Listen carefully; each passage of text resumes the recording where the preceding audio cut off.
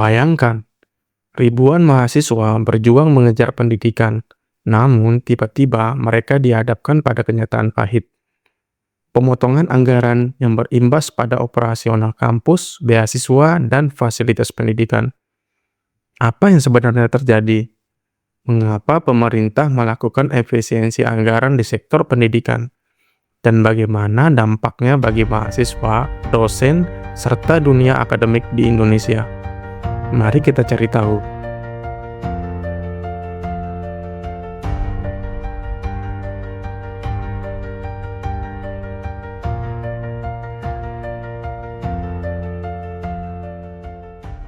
Pemerintah mengklaim efisiensi anggaran ini diperlukan untuk mengalokasikan dana bagi program prioritas, terutama program makanan bergizi gratis yang membutuhkan anggaran sebesar 28 miliar per tahun.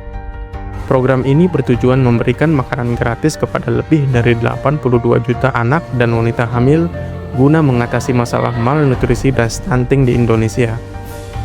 Untuk mendukung pendanaan program tersebut, pemerintah melakukan pemotongan anggaran sebesar 306,69 triliun yang berdampak pada berbagai kementerian dan lembaga.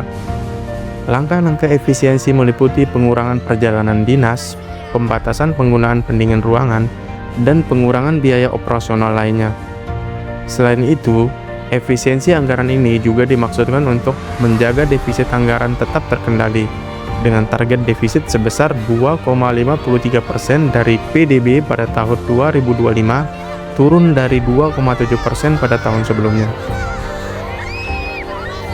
Namun, sayangnya pendidikan menjadi salah satu sektor yang terkena dampaknya. Berdasarkan laporan terbaru, anggaran operasional perguruan tinggi, program beasiswa, serta dana riset mengalami pemangkasan signifikan.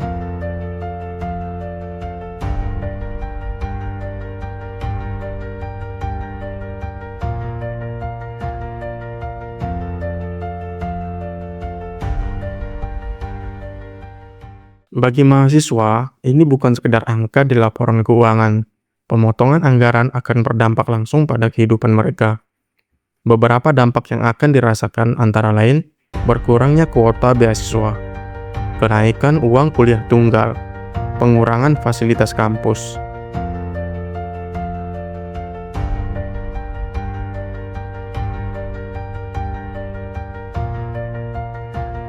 ribuan mahasiswa yang sebelumnya tergantung pada beasiswa, kini harus mencari cara lain untuk membiayai kuliahnya. Banyak kampus yang akan menaikkan uang kuliah tunggal sebagai langkah kompensasi atas berkurangnya anggaran operasional. Beberapa universitas akan mengurangi layanan seperti wifi gratis, laboratorium riset, hingga jam operasional perpustakaan.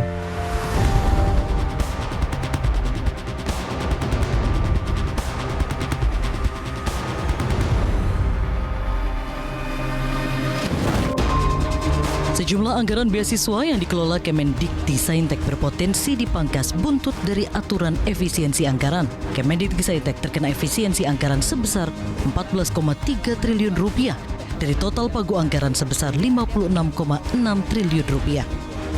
Dalam rapat kerja bersama Komisi 10 DPR RI, Mendikti-Saintek Satrio Sumantri Bojonegoro menyebut sejumlah program beasiswa yang dipangkas diantaranya Kartu Indonesia Pintar Kuliah KIPK, Beasiswa Pendidikan Indonesia, Beasiswa Afirmasi Pendidikan Tinggi, Beasiswa Kerjasama Negara Berkembang, serta Beasiswa Dosen dan Tenaga Pendidikan. Program KIP Kuliah misalnya, yang memiliki pagu awal 14.698 triliun rupiah, kini dipangkas menjadi 1.319 triliun rupiah. Meski begitu, pihaknya tetap mengupayakan agar tidak ada pemotongan karena bentuknya bantuan sosial. 698 triliun, kemudian efisiensi oleh Dirjen Anggaran sebesar 1,31 triliun, 9%. Kami usulkan kembali supaya tetap pada pagu semula, yaitu 14,698 triliun.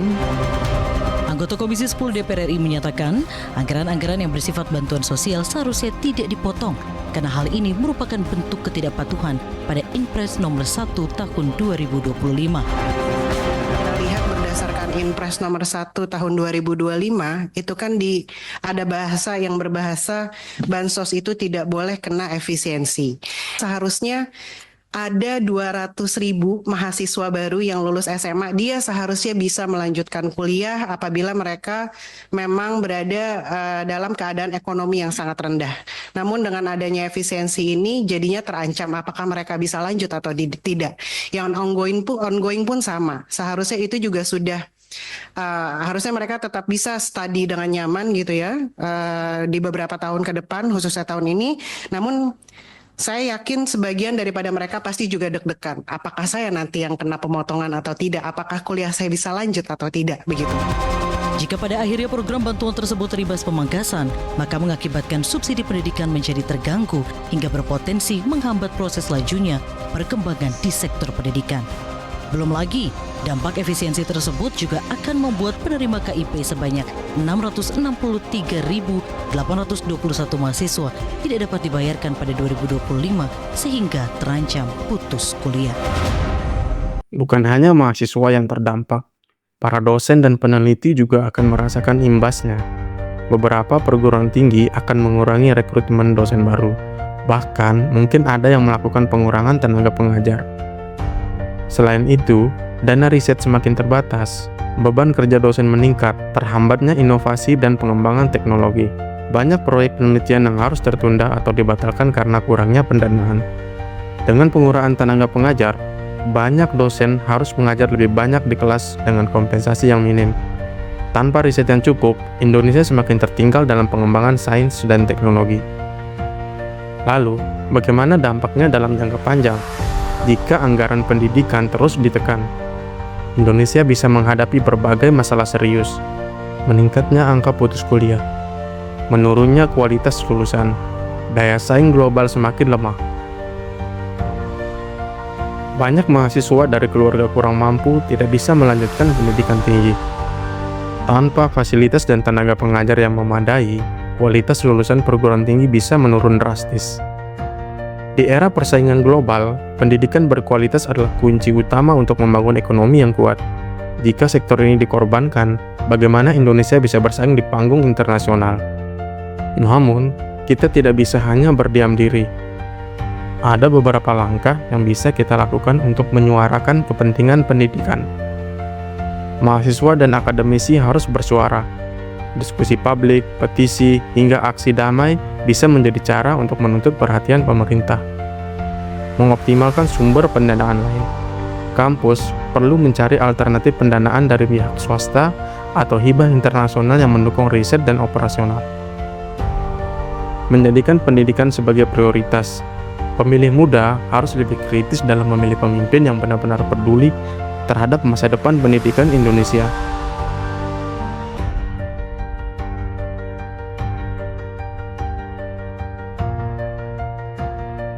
Pendidikan bukan sekedar angka dalam laporan anggaran. Ini adalah investasi bagi masa depan bangsa. Jika pemotongan anggaran ini terus berlanjut, maka generasi masa depan Indonesia yang akan menanggung akibatnya. Saatnya kita bersuara. Apa pendapat kalian tentang efisiensi anggaran ini? Bagikan di kolom komentar, dan jangan lupa like serta subscribe untuk terus mendapatkan informasi penting lainnya. Yuk cari tahu.